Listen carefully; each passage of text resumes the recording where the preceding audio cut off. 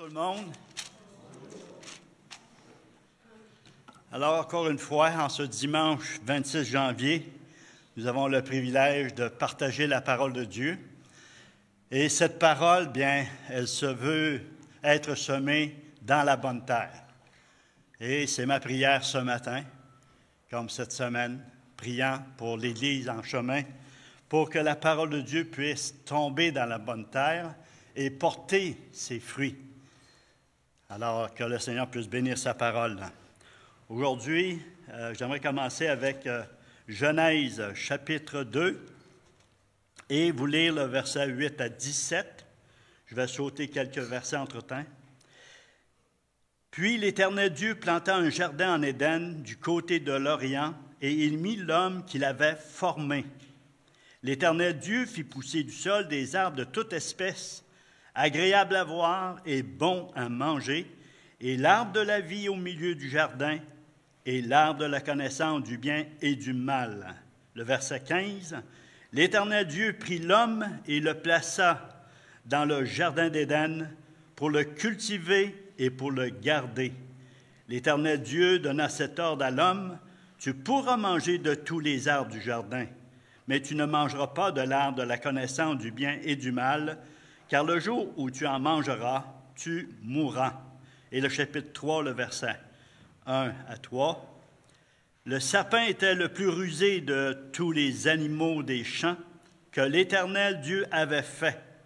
Et dit à la femme, « Dieu a-t-il réellement dit, vous ne mangerez pas de tous les arbres du jardin? » La femme répondit au serpent, « Nous mangeons du fruit des arbres du jardin. Mais quant au fruit de l'arbre qui est au milieu du jardin, Dieu a dit, vous n'en mangerez point, et vous n'y toucherez point, de peur que vous ne mouriez. Alors le serpent dit à la femme, vous ne mourrez point, mais Dieu sait que le jour que vous en mangerez, vos yeux s'ouvriront, et que vous serez comme des dieux connaissant le bien et le mal. La femme vit que l'arbre était bon à manger et agréable à la vue, et qui était précieux pour ouvrir l'intelligence. Elle prit de son fruit et en mangea. Elle en donna aussi à son mari, qui était auprès d'elle, et il en mangea. Et les yeux de l'un s'ouvrirent, et ainsi de suite. » Alors, un texte très important. Aujourd'hui, sur toute la planète, il y a, qu'importe la langue, qu'importe le sexe, qu'importe le statut, qu'importe la croyance, la couleur, il y a des milliers d'hommes et de femmes, des jeunes et des enfants, qui vivent avec un grand combat. Tous le même combat, un combat, le combat contre le cancer. Et on sait, on connaît même des gens autour de nous, et même un pasteur que j'ai connu, pour ceux qui le connaissent, Jean-Pascal Béretz, a perdu son épouse cette semaine. Alors, voilà, toutes nos condoléances si quelqu'un de la famille nous écoute. Nous avons tous des combats. Ils sont tous plus ou moins grands ou longs. Parce que des fois, les combats peuvent durer très longtemps, d'autres très courts, mais il y en a qui peuvent être très grands. Et aujourd'hui, j'aimerais vous partager un autre sorte de combat ou d'un autre grand combat que les enfants de Dieu vivent. C'est un combat spirituel, oui, mais c'est un combat que je crois plus ou moins conscient de ce combat-là, chez la plupart des chrétiens. Alors peut-être ce sera pour vous ce matin. Pour moi, ça a été l'année passée que j'ai pris plus conscience de ce combat. C'est pourquoi, comment que ce combat, ou de réaliser ce combat davantage, c'est que quelqu'un m'a posé une question et j'ai répondu à la question et il m'a donné sa réponse et Jésus m'a rangé sous sa réponse. Parce que la parole de Dieu a toujours raison. Alors je l'ai appelé le combat des combats. Voilà le titre de mon message, le combat des combats. Et ce combat commence où? À son origine. C'est pourquoi j'ai pris Genèse 2. Le combat a commencé à cette origine où Dieu a créé Adam et il a créé l'homme et la femme. Il s'est dit que Dieu planta un jardin d'Éden ou en Éden, et puis il a placé l'homme dans ce jardin. Et il lui a dit tu peux manger de tout, les arbres, sauf un. Vous connaissez l'histoire, on l'a lu, tout ça. Et puis, mais par la suite, après que Dieu a donné cet ordre, tu peux manger de tous les arbres, sauf celui de l'arbre de la vie, celui de l'arbre de la connaissance du bien et du mal. Et par la suite, on voit que la femme n'est pas créée encore, elle n'est pas formée. Elle est créée, mais elle n'est pas formée. L'Éternel va l'endormir, il va sortir de lui la femme. Alors, c'est ma lecture de la parole. Je vois que c'est Adam qui aurait donné l'information à Ève ou à sa femme, disant, voici ce que Dieu a donné comme ordre, que tu peux manger de tous les arbres, mais sauf celui de la connaissance du bien et du mal. Alors, Adam, ou l'homme, a transféré à sa femme l'information, la connaissance, la volonté de Dieu pour son épouse. Et Dieu dit que le serpent, ou ce personnage mystérieux, nous on voit un serpent là, qui se promène à terre, mais un serpent qui parle, un serpent qui a dialogue, un serpent que Ève ne semble pas être trop dérangée par sa forme, son corps ou quoi que ce soit, mais il y a un dialogue, et puis on voit que dans le texte, que l'adversaire, le serpent, arrive en disant « Tu ne mourras point, mais le jour que tu vas en manger, tes yeux vont s'ouvrir. » Il donne la parole de la parole. C'est comme si Satan a rassemblé toutes ses idées, toute sa puissance d'arriver avec une parole qui va renverser la parole de Dieu dans le cœur de Ève, de la femme, de l'épouse. Et puis, il va lui dire, non, non, le jour que tu vas en manger, tes yeux vont s'ouvrir et tu vas être comme Dieu. Alors, on connaît la suite. Qu'est-ce qui est arrivé? Eh bien, elle n'a mangé. Elle a été voir son mari. Et qu'est-ce que son mari fait? Bien, lui, ayant connu directement l'ordre de Dieu, la connaissance de la parole de Dieu, eh bien, il va prendre le fruit et il va en manger. Et cela a amené vraiment un premier combat. Le combat de la parole de Dieu et le combat de la parole de l'adversaire. Et Ève a choisi la parole de l'adversaire. Et Adam, ou l'homme, a choisi aussi la parole de l'adversaire. Et qu'est-ce qui est arrivé? Eh bien, Dieu dit, certainement tu mourras. Ils ont commencé à mourir physiquement. Ça a été plus tard. Dans son âme, la mort a touché son âme, leur âme. Et la mort a touché leur esprit. Ils sont morts, c'est-à-dire séparés de Dieu, coupés. Il dit, tous ont péché et sont privés de la gloire de Dieu. Alors, eux, ils ont été privés de la gloire de Dieu. Mais Dieu a une rédemption. Alors, le grand combat a commencé, comment? En commençant à écouter. Ils ont écouté une autre voix. Ils ont écouté une autre parole. Ils ont écouté une parole avec une promesse. Il a mis vraiment toute la semence qui a renversé la parole de Dieu dans leur cœur. Alors, mon deuxième point qui fait suite à cela, c'est le combat de la parole, de réaliser le combat de la parole de Dieu. Et j'aime beaucoup cette parabole de Jésus lorsqu'il enseigne la parabole du semeur. Et dans Marc, on ne lira pas le texte, vous connaissez la parabole du semeur. Dans Marc 4, 1 à 20, il en parle aussi dans Matthieu puis dans Luc. Et dans Marc, il précise certaines choses. Et le premier mot que Jésus va souligner en parlant à ses disciples, il dit « écoutez ». Il commence par cet ordre « écoutez ». Écoutez quoi? Écoutez la parole du semeur. Et puis, Jésus, dans cette parabole du semeur, eh bien, il y a trois ennemis. Trois ennemis contre la semence. Hein? Il dit, les oiseaux vont venir manger la semence. Ensuite, le soleil va brûler la semence. Et les épines, les ronces qui vont étouffer la semence. Une seule semence va pouvoir passer à travers et tomber dans la bonne terre et porter du fruit. Alors, on pourrait définir, Jésus va dire, les oiseaux, c'est qui? C'est Satan, c'est les démons, c'est les mauvais esprits qui viennent voler, manger la parole de Dieu. Jésus avait parlé de lui en disant que l'ennemi est un voleur, c'est un menteur, c'est un qui va, comment il dit ça, donc? Lui, il emmène la vie éternelle, la vie en abondance, mais lui va venir pour voler, détruire, égorger. Alors, il fait la même chose avec la parole de Dieu. Jésus dit, la semence, c'est la parole de Dieu. Alors, face à la parole de Dieu, il y a trois ennemis qui vont toujours se lever contre la parole de Dieu, contre ce que Dieu déclare, ce que Dieu nous enseigne. Et on va voir l'adversaire qui est contre la parole de Dieu. On va aussi avoir le monde, l'esprit de ce monde qui est contre la parole de Dieu, et aussi notre propre chair qui est contre la parole de Dieu. Alors, trois ennemis contre la parole de Dieu. Et on a un exemple de Jésus lui-même.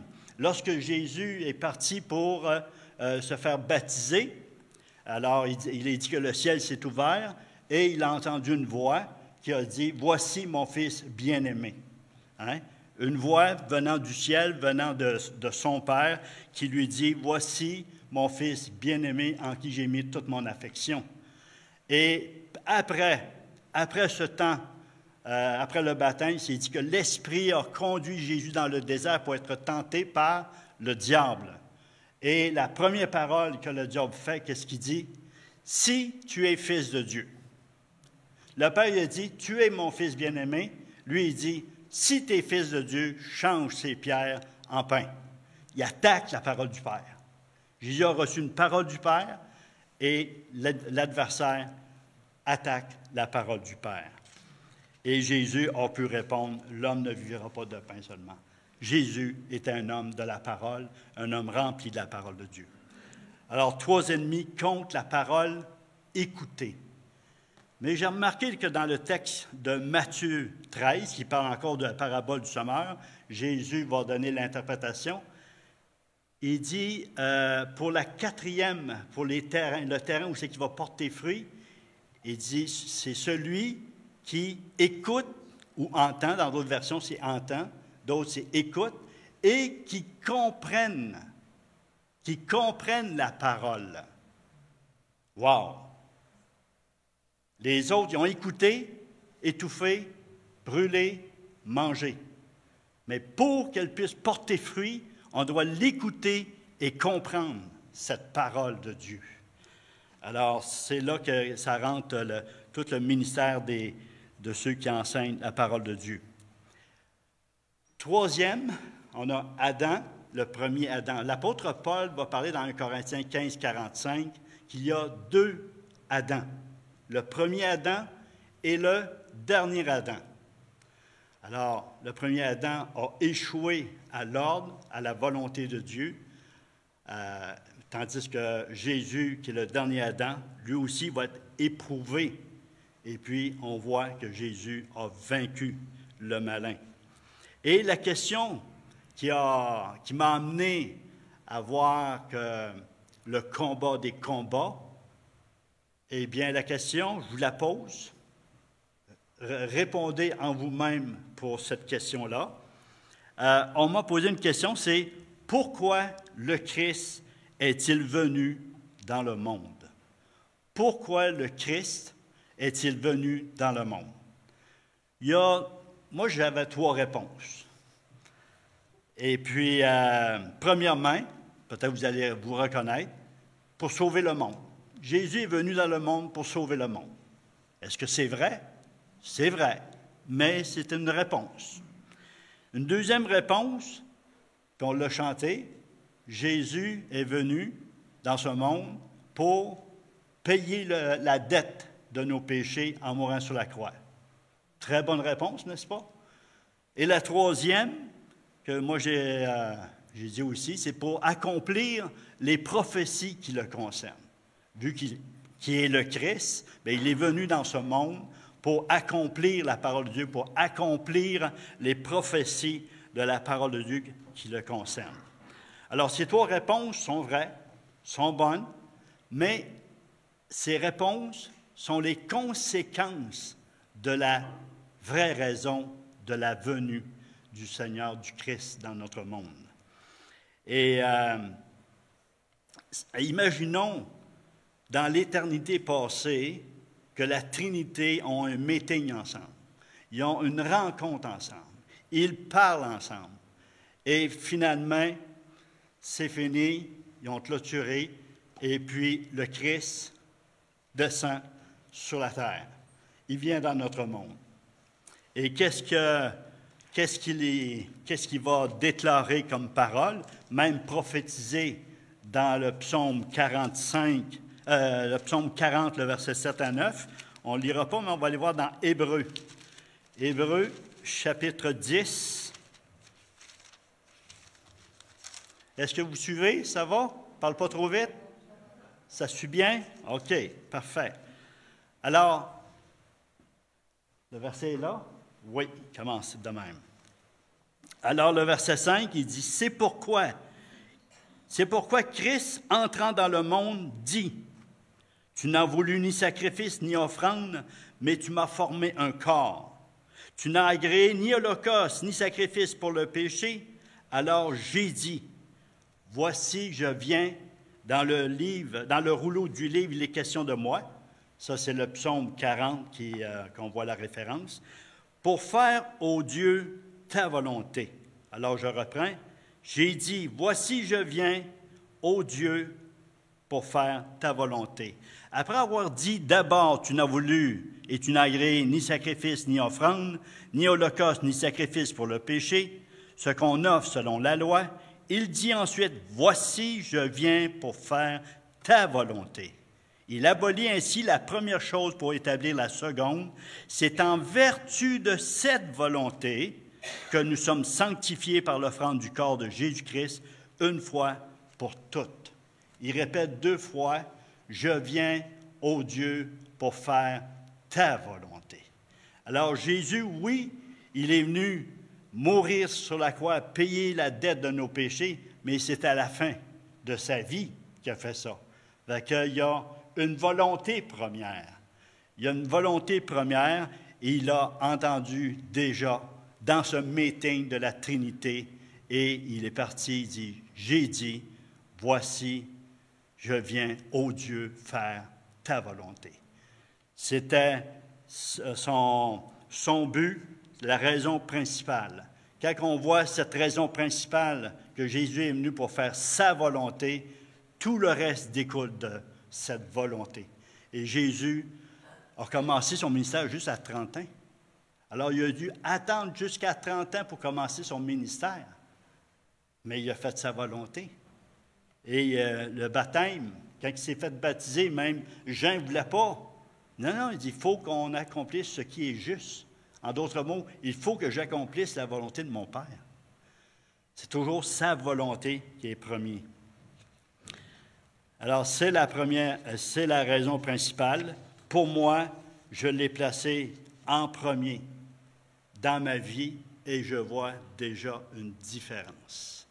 Il y a quelque chose de particulier.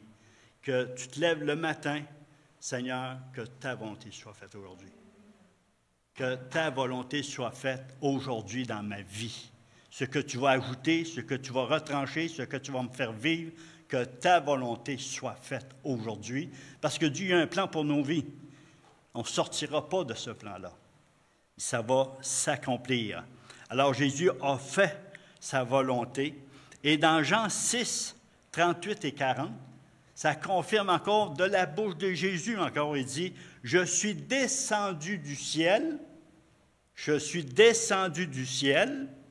pour faire non ma volonté, mais la volonté de celui qui m'a envoyé. » C'est précis, là. Je suis descendu du ciel pour faire, pas ma volonté, mais sa volonté. Et vous savez que Jésus a dû lutter pour ne pas faire sa volonté. Un homme parfait, un homme sans péché, il a dû lui-même livrer le combat pour dire « Ô Dieu, je viens pour faire ta volonté. » Tu me dis d'aller à la croix aujourd'hui? Oh, ça ne me tente pas.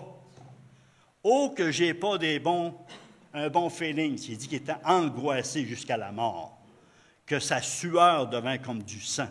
C'était le combat des combats pour Jésus, pour dire « Non, pas ma volonté. » Puis il demande au début, si c'est possible, Père, si c'est possible que cette coupe s'éloigne de moi. Ou en d'autres mots, que ta volonté s'éloigne de moi.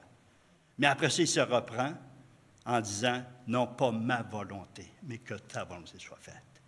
Wow! Le Seigneur, c'est un héros. C'est quelqu'un qui a été jusqu'au bout, puis à cause qu'il a accompli cette volonté, eh bien, le salut est possible, le pardon est possible, la grâce est possible, et ainsi de suite. Alors, le premier Adam a écouté la volonté de Dieu, mais il a écouté aussi une autre volonté. Il a accompli l'autre volonté, et ça a amené quoi? Comme conséquence, la mort éternelle, la séparation de Dieu. Tandis qu'avec le dernier Adam, eh bien, Jésus a fait la volonté de son Père. Le combat des combats pour Jésus sera d'accomplir la volonté de son Père à chaque jour. Jean 5, le verset 30, Jésus va dire, « Je ne cherche pas ma volonté, mais je cherche la volonté de celui qui m'a envoyé. » Fait que, à quelque part, qu'est-ce que ça veut dire? S'il dit qu'il cherche la volonté, c'est qu'il ne la connaissait pas totalement, la volonté de son Père. Et on sait que Jésus, dès le matin, il se levait, il y avait un temps à part, un temps dans la prière, un temps dans l'intimité avec son Père. Pourquoi? Pour entendre la volonté de son Père pour la journée qui vient. Lorsqu'il y a ce temps avec son Père, je prends un exemple, il dit, aujourd'hui, tu vas faire la multiplication des pains et des poissons. OK. Le Père donne sa volonté au Fils, le Fils part avec ses disciples, et à un moment donné, hop, une situation, OK, emmenez les pains. Et c'est dit, spécifiquement dans Jean 6, 6, par rapport à la multiplication des pains et des poissons, il est dit, il savait ce qu'il allait faire. Il savait ce qu'il allait faire. Fait que Jésus, dans son intimité, il cherchait la volonté de son Père, et cette journée-là, il savait qu'il allait faire la multiplication des pains et des vins, pain et vin, le pain et les poissons, et tout le monde a mangé abondamment. Alors Jésus était soumis à la volonté de son Père. Jésus cherchait la volonté de son Père. Il en a fait un but. Un jour, il sort avec ses disciples, et puis il arrive à un puits, il rencontre une Samaritaine. Vous connaissez cette histoire-là, on va en parler, Réal va l'enseigner bientôt. Il rencontre une Samaritaine, commence un dialogue avec, et puis ses disciples, ils partent. Ils sont partis au dépanneur ou à l'épicerie à quelque part, parce que là, il manquait de bouffe. Ils aimaient ça manger. Fait qu'ils sont partis, Jésus est en train de parler avec la Samaritaine. Et puis, eux reviennent, préparent le dîner. Là, ils mettent un peu de pression sur Jésus. « Hey, Jésus, les hot dogs sont prêts! Les hamburgers sont prêts! La pizza est prête! » Jésus dit « Wow, wow, wow, non, non, non, non, non, non. » Non, il ne se laisse pas déranger, même si le lunch est prêt. Il sent une pression. Il dit « Je suis en train de manger une nourriture que vous ne connaissez pas. » Wow! Écoutez bien ce verset. Moi, c'est le verset qui m'allume énormément. Jean, chapitre 4. On va lire le verset 31 et 32. Si on peut le mettre à l'écran. Aïe, aïe, aïe. Okay. Pendant ce temps, les disciples le pressaient de manger, disant, « Rabbi, mange. » Mais il leur dit, « J'ai à manger une nourriture que vous ne connaissez pas. » Quelle est cette nourriture qu'ils ne connaissaient pas, ses disciples, dont lui connaissait? Ma nourriture, le verset 34, ma nourriture est de faire la volonté de mon Père. Il se nourrissait de la volonté de son Père. Ma nourriture est de faire la volonté de celui qui m'a envoyé d'accomplir son œuvre.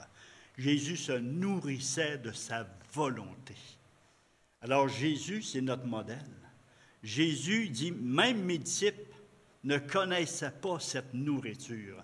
Et il dévoile cette nourriture que lui-même mangeait et il va s'en nourrir. Mon quatrième point, c'est le dévoilement de sa volonté. Le dévoilement de sa volonté pour nous. Alors, on prend l'exemple de la prière de Jésus. Lorsque ses disciples l'ont approché, il dit « Enseigne-nous à prier comme les disciples, comme Jean a enseigné à ses disciples. » Et Jésus a commencé à leur enseigner, puis la prière, le Notre Père, en disant « Notre Père qui est aux cieux, que ton nom soit sanctifié, que ton règne vienne, que ta volonté soit faite sur la terre comme au ciel. » Alors Jésus enseigne par rapport à la volonté, à sa volonté, que ta volonté soit faite sur la terre comme au ciel.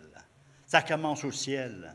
Sa volonté est dans le cœur de Dieu. La volonté est dans le cœur du Seigneur. La volonté de Dieu, elle est bonne, agréable et parfaite, Romains 12, 2. Alors, c'est une bonne nourriture, mais il nous appelle à manger cette volonté. Et j'ai essayé de comprendre un peu les choses, et puis, pour moi, c'est comme la matrice, elle est dans le ciel et dans le cœur de Dieu. La matrice de la volonté de Dieu. Et sur la terre, elle est dévoilée dans la mesure qu'on la cherche, dans la mesure qu'on la connaît, dans la mesure qu'on l'entend, dans la mesure qu'on la comprend. Dieu veut qu'on comprenne sa volonté, et qui dit dans Éphésiens 5. Et Jésus a dit, « Je viens, ô Dieu, pour faire ta volonté. » Alors, je le prends personnel à moi, je vous lance l'information, vous faites qu'est-ce que vous voulez avec. Pour moi, c'est mon premier appel. Mon premier appel en tant qu'enfant de Dieu.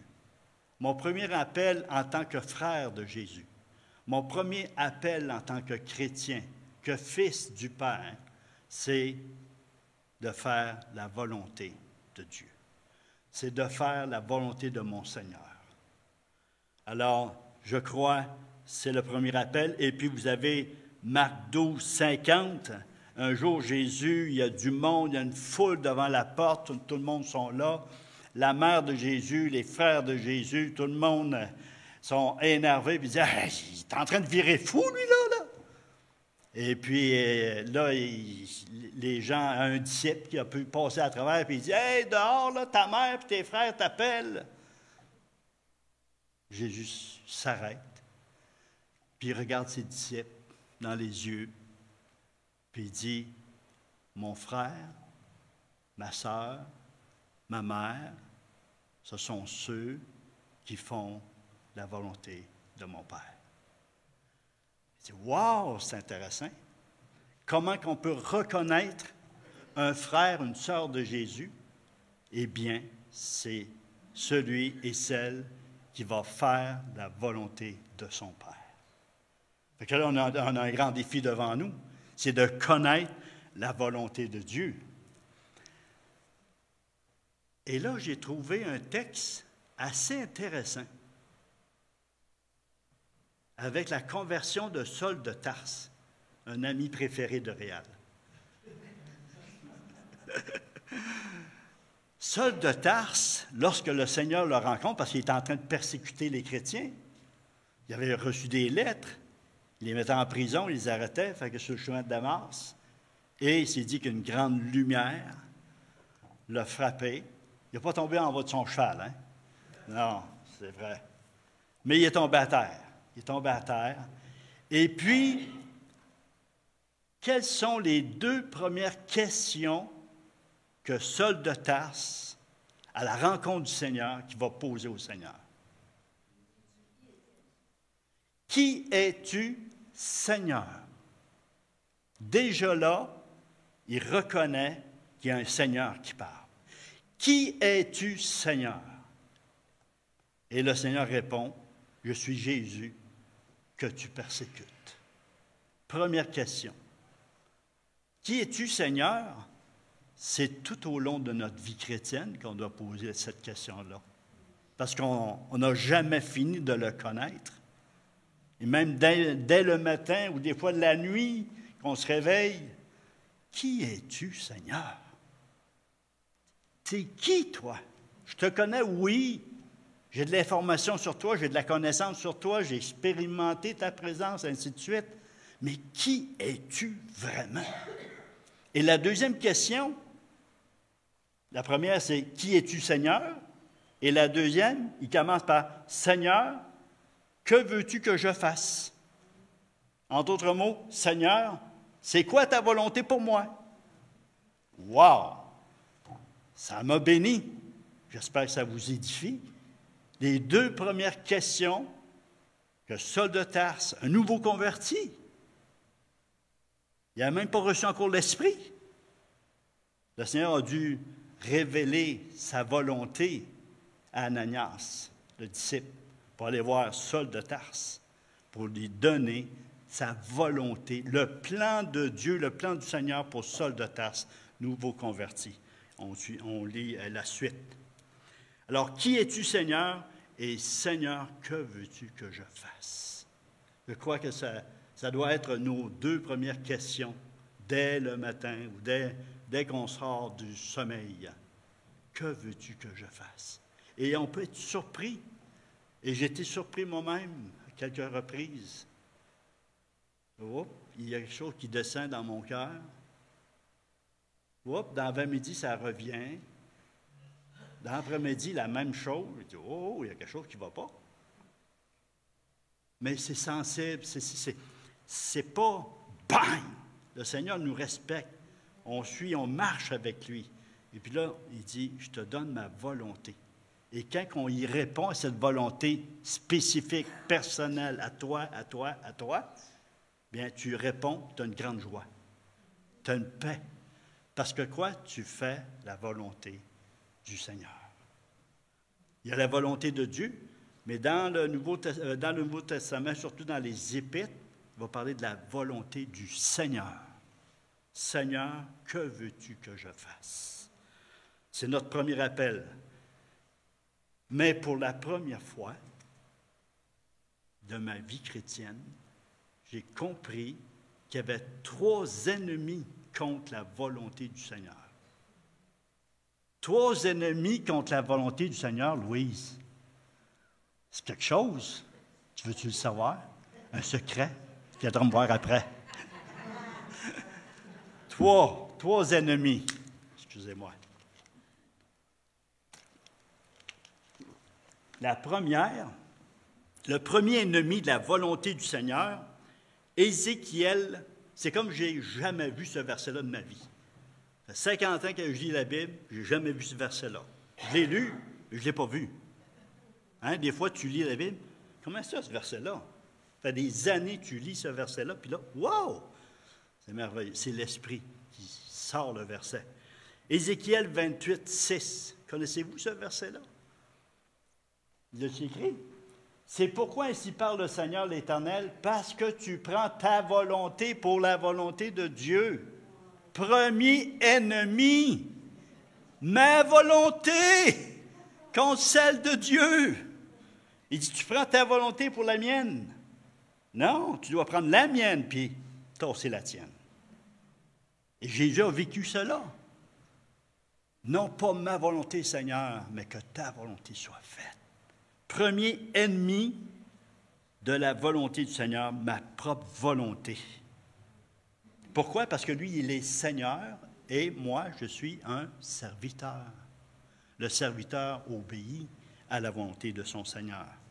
Deuxième volonté, 1 Pierre 4, le verset 2 et 3. 1 Pierre 4, le verset 2 et 3. On va lire le verset 1 aussi. « Ainsi donc, Christ ayant souffert dans la chair, vous aussi armez-vous de la même pensée. Car celui qui a souffert dans la chair en a fini avec le péché, afin de vivre non plus selon les convoitises des hommes, mais selon la volonté de Dieu pendant le temps qui lui reste à vivre dans la chair. C'est ainsi.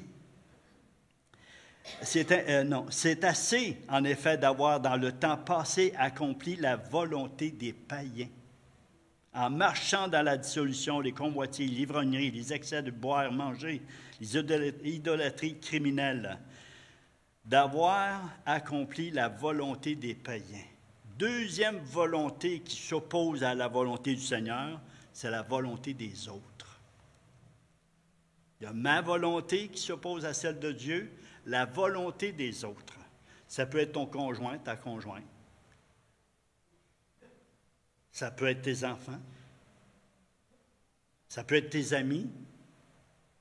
Ça peut être un frère, une sœur. Ça peut être les anciens, les pasteurs. Ça peut être n'importe qui arrive avec une volonté qui sera en opposition avec la volonté du Seigneur. Wow! Celle-là, elle m'a travaillé. La première aussi, elle m'a travaillé. Mais attendez la troisième. La troisième, 2 Timothée, troisième ennemi, vous vous en doutez certainement, mais toujours bon d'être appuyé par la parole de Dieu. 2 Timothée, chapitre 2, et le verset 24 à 26.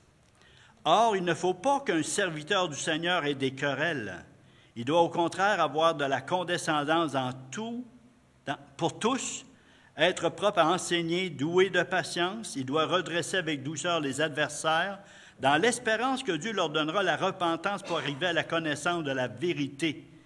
Et que, surtout ce verset-là, et que revenus à leur bon sens, ils se dégageront des pièges du diable, qui s'est emparé d'eux pour les soumettre à sa volonté. Et voir. Fait que ça me dit qu'il y a un adversaire que lui, ce qu'il veut, c'est que les gens se soumettent à sa volonté. Même les serviteurs. Vous savez quoi? Dans mon parcours du ministère, j'ai été séduit par l'adversaire et je faisais sa volonté. Sans m'en rendre compte, c'est une séduction, c'est un aveuglement. Ça t'entraîne là-dedans. Toi, tu es sûr que tu fais la volonté de Dieu. Mais non, je faisais la volonté du diable. Un jour, peut-être, je vous partagerai. Mais pour dire 3 grands ennemis, je ne sais pas combien il reste de temps. Hein? Il est écart? T'as encore de bonheur? Bien, il y a le temps de loin. OK, j'ai presque terminé. Puis je continuerai mardi au Zoom. On va travailler encore sur le sujet de la volonté de Dieu, de la volonté du Seigneur. Alors, 3 ennemis qu'on doit faire face contre la volonté du Seigneur. Ma volonté, la volonté des autres et la volonté de l'adversaire. Et il y a une parole qui m'a troublé. Bon, une autre affaire. Ça brasse chez vous? Oui, ça brasse pas mal. Dans certaines versions, la version Crampon, qui va parler comme ça, la version Loup II, la version Tob, mais il y a d'autres versions qui ne disent pas exactement le verset tel quel. Vous allez comprendre lorsque je vais le lire. Acte 13, le verset 22. Me troubler parce que verset 22. Puis, ayant rejeté, il parle de Saul, le roi Saül, qui a été rejeté par le Seigneur, il leur suscita pour roi David, auquel il a rendu ce témoignage. J'ai trouvé David, fils d'Isaïe, homme selon mon cœur, qui accomplira toutes mes volonté. Dans d'autres versions, on va dire toute ma volonté, mais ici, qui accomplira toutes mes volontés. Alors, j'ai regardé dans différentes versions, puis oui, on peut dire toute ma volonté ou toutes mes volontés. Mais j'ai préféré toutes mes volontés. Pourquoi?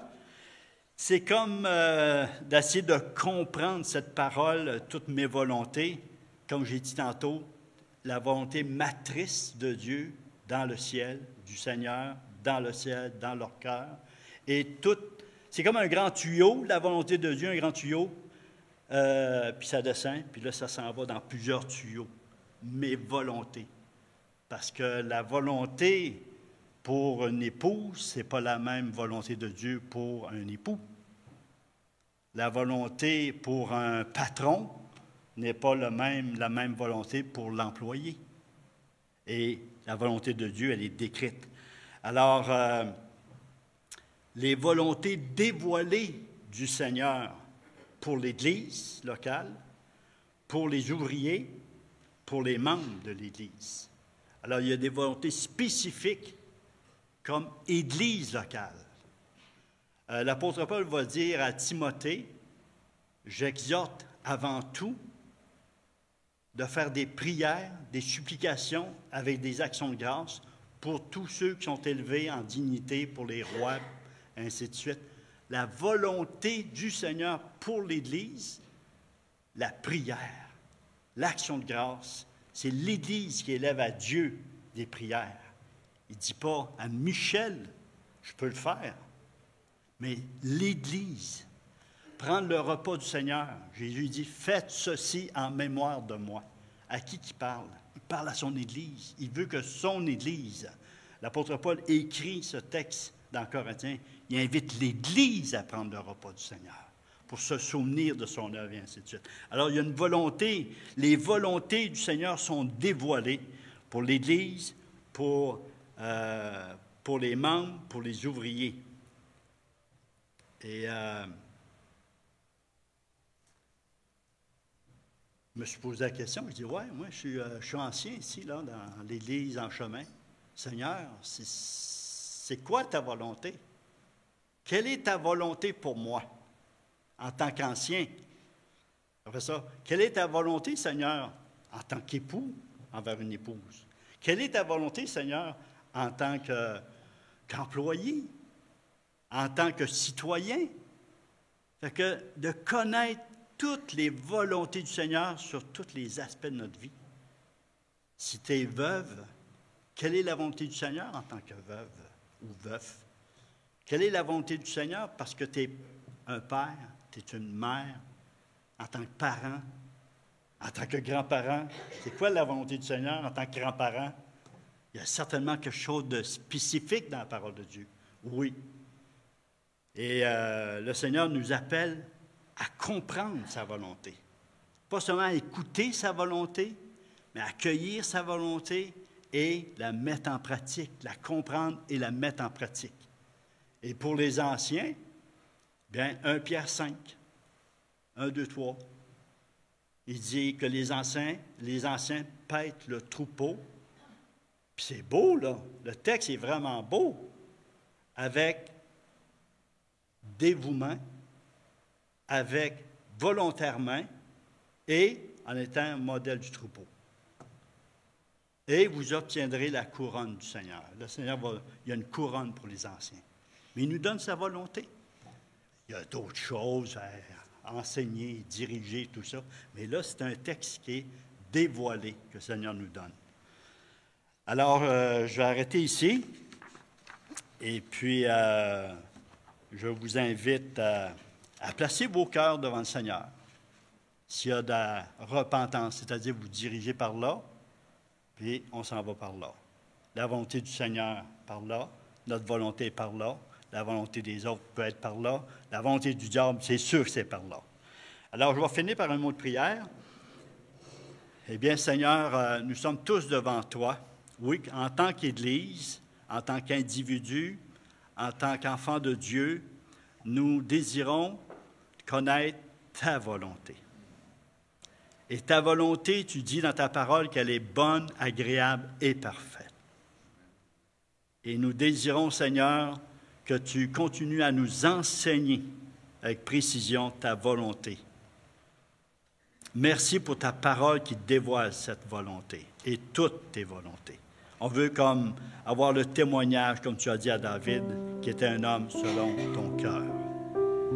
Merci, Seigneur, pour ton pardon toutes les fois que nous n'avons pas accompli ta volonté, que nous avons fait notre volonté. Pardonne-nous. Merci de ton pardon.